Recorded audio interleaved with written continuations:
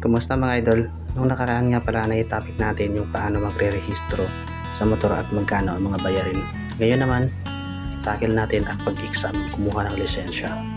At sa mga nakasubscribe sa ating YouTube channel, God bless po sa inyo.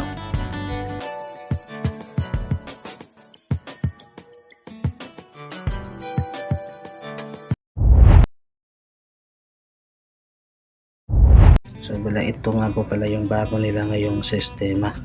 So mas mabilis po ito kasi online. So lahat naman yata online. So bago tayo kumuha ng exam dito para makapag-renew sa ating lisensya, syempre kailangan natin mag-login dito. At ito po yung itsura yan.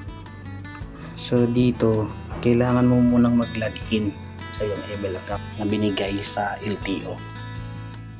Pagkatapos mong mag-login, ayan, nakapasok ka na at ito po yung itsura, CTE or Online Validation Exam.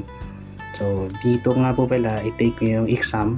Syempre lahat ng mali is counted po yun at lahat ng tama is counted po din. Pumili ka lang ng lingwahe, English ba or Filipino, nasa iyo po yun. Ayan, simula tayo. Sundan nyo lang, bali lahat po ng questions dito ay bumabalik.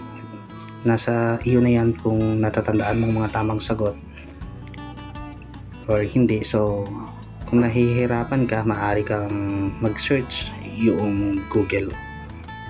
Nandun po lahat yung sagot. So bali dito pinapakita ko lang para may idea po kayo. Bali cellphone yung ginamit natin dito. Ayan, 25 items po yun. Tsaka huwag mag-alala dahil unlimited naman yung exam nila. So kahit ma-paid ka man or makapasa, okay lang at ayos lang. Ayan, sundan nyo lang para may idea po kayo. Lahat po yung green ay tama at yung red naman ay mali na sagot. So kailangan mo lang mag-retake ng exam kung na-failed ka. At saka yung final naman na ipasa mo, so kailangan mo yung i-print gamit ang printer. So hanggang dito na lang. Maraming salamat po sa panonood.